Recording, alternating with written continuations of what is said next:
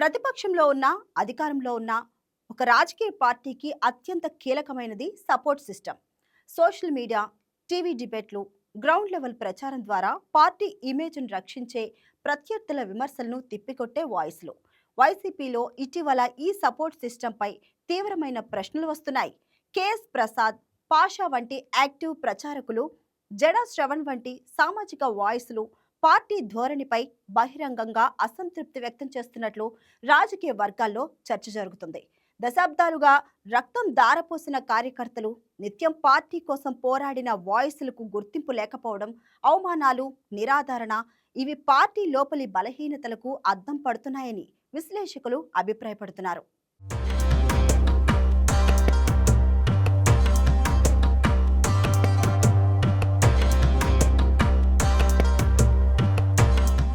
రాజకీయ పార్టీల విజయంలో సోషల్ మీడియా ప్రచార బృందాలు, యాక్టివ్ కార్యకర్తల పాత్ర నేటి డిజిటల్ యుగంలో అత్యంత కీలకంగా మారింది.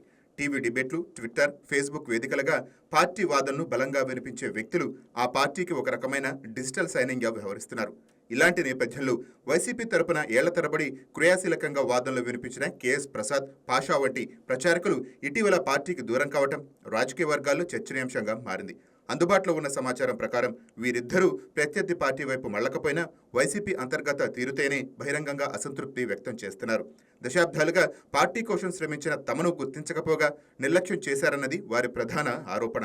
ఇంకా ఆసక్తికరమైన అంశం, పార్టీ అధినేత జగన్ కి తమ కృషి గురించి తెలియకపోవడం కారణమైన సోషల్ మీడియాను స్వయంగా పరిశీలించకపోవడమేనని పార్టీ వర్గాలే చెప్పినట్టు ప్రచారం జరుగుతోంది. ఇది తమ శ్రమను తక్కువ చేసి చూపడం అనేది, తమను తగినంత గౌరవం ఇవ్వలేదనేది వీరు భావిస్తున్నట్టు తెలుస్తోంది. ఇదే తరహా పరిణామం ఇప్పుడు జడ శ్రవణ్ విషయంలోనూ కనిపిస్తోందని విశ్లేషకులు చెప్తున్నారు. వైసీపీ అనుకూల వాదనలను గట్టిగా వినిపించిన శ్రవణ్ను క్రమంగా పక్కన పెట్టేశారన్న ప్రచారం ఊపందుకుంది. ఇందుకు కారణం, ఆయనకు పార్టీలో మరీ ఎక్కువ పాపులారిటీ వస్తే భవిష్యత్తులో నాయకత్వాన్ని ప్రశ్నించే అవకాశం ఉందన్న అంతర్గత భయాలు పనిచేశాయని కొందరు అభిప్రాయపడుతున్నారు.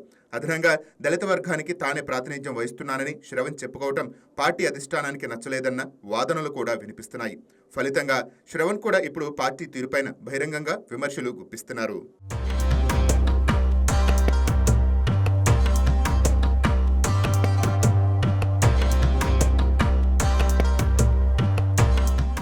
ఈ పరిణామాలను గమనిస్తున్న రాజకీయ విశ్లేషకులు పార్టీ కోసం నిస్వార్థంగా పనిచేసే మద్దతుదారులను గుర్తించి గౌరవించడంలో వైసీపీ నాయకత్వం విఫలం అవుతోందన్న అభిప్రాయాన్ని వ్యక్తం చేస్తున్నారు. ఏ రాజకీయ పార్టీకైనా దాని భావజాలాన్ని ప్రజల్లోకి బలంగా తీసుకువెళ్లే ప్రచార బృందం అత్యంత విలువైన వనరు అని, అలాంటి వారిని నిర్లక్ష్యం చేయడం దీర్ఘకాలంలో పార్టీ ఇమేజ్కే నష్టం కలిగిస్తుందని వారు హెచ్చరిస్తున్నారు. మిత్రులను, మద్దతుదారులను అనవసర అవమానాలతో దూరం చేసుకోవటం రాజకీయ అపరిపక్వతకు నిదర్శనమని కొందరు చెప్తున్నారు. అయితే ఈ కథనాన్ని పూర్తిగా పార్టీ వైఫల్యంగా చూడాల్సిన అవసరం లేదని కొందరు రాజకీయ పరిశీలకులు అభిప్రాయపడుతున్నారు. ఏ పార్టీలోనైనా, ముఖ్యంగా ఎన్నికల్లో ఓటమి తర్వాత కార్యకర్తలు, ప్రచారకులకు మధ్య అసంతృప్తి, నిరాశగా సహజంగానే తలెత్తుతుందని వారు గుర్తు చేస్తున్నారు. అధికారంలో లేనప్పుడు వనరులు, అవకాశాలు తగ్గటం వల్ల కొందరు వ్యక్తులు దూరమవటం అన్ని పార్టీల్లోనూ కనిపించే సాధారణ విషయమేనని, దీని గురించి అంతగా ఆలోచించాల్సిన అవసరం లేదని వైసీపీ సానుభూతి పరులు వాదిస్తున్నారు. అదనంగా వ్యక్తిగత సోషల్ మీడియా యాక్టివిస్టుల నిష్క్రమణను పార్టీ మొత్తం శ్రేణుల అసంతృప్తిగా చూడడం సరికాదని, కొన్ని వ్యక్తిగత విభేదాలు లేదా అంతర్గత సర్దుబాట్ల వల్ల తలెత్తిన పరిణామాలను భూతద్దంలో చూపించే ప్రయత్నం జరుగుతోందని కూడా కొందరు అభిప్రాయపడుతున్నారు.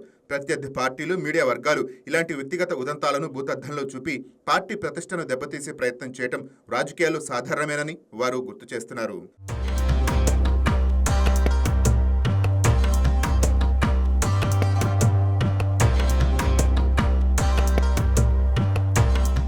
ప్రస్తుత రాజకీయ వాతావరణంలో సోషల్ మీడియా ప్రచారానికి ఉన్న ప్రాధాన్యత అంతకంతకు పెరుగుతోంది.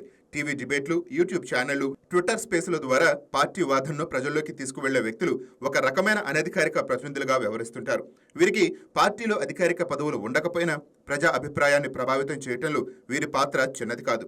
అలాంటి కీలక వ్యక్తులు నిష్క్రమించడంలో స్వల్పకాలంలో పార్టీ నెరేటివ్పై ప్రభావం చూపే అవకాశం ఉన్నప్పటికీ దీర్ఘకాలంలో పార్టీ మనుగడను నిర్ణయించేది కేవలం ప్రచార బృందాలు కాదని, క్షేత్రస్థాయి రాజకీయం, నాయకత్వ వ్యూహాలనని రాజకీయ శాస్త్ర నిపుణులు అభిప్రాయపడుతున్నారు. వైసీపీ ముందు ఇప్పుడు రెండు ప్రధాన సవాళ్లు కనిపిస్తున్నాయి. మొదటిది, ఇప్పటికే పార్టీకి దూరమైన వారిని తిరిగి దగ్గరకు తీసుకురావడం లేదా వారిని పక్కన పెట్టి కొత్త ప్రచార వ్యూహాన్ని రూపుదిద్దుకోవడమా అన్నది. రెండవది, ఇలాంటి నిష్క్రమణలు మరింత మందికి విస్తరించకుండా అంతర్గత అసంతృప్తిని ఎలా చల్లార్చాలన్నది. మరి పార్టీ శ్రేణుల్లో నమ్మకాన్ని పునరుద్ధరించేలా నాయకత్వం చర్యలు తీసుకుంటుందా, లేదా ఈ ధోరణి కొనసాగుతుందా అన్నది రాబోయే రోజుల్లో స్పష్టం అవుతోంది. మొత్తానికి ఒక పార్టీకి కంఠాదానం చేసిన కార్యకర్తలు, ప్రచారకుల నిష్క్రమణ ఏ కారణంతో జరిగినా అది సదరు పార్టీ అంతర్గత సమన్వయంపై ప్రశ్నల్ని లేవనెత్తుతోంది. అదే సమయంలో దీన్ని ఏకపక్షంగా పార్టీ వైఫల్యంగా చిత్రీకరించే ముందు రాజకీయాల్లో సహజంగా జరిగే మార్పులు, వ్యక్తిగత విభేదాలను కూడా పరిగణలోకి తీసుకోవాల్సిన అవసరం ఉంది.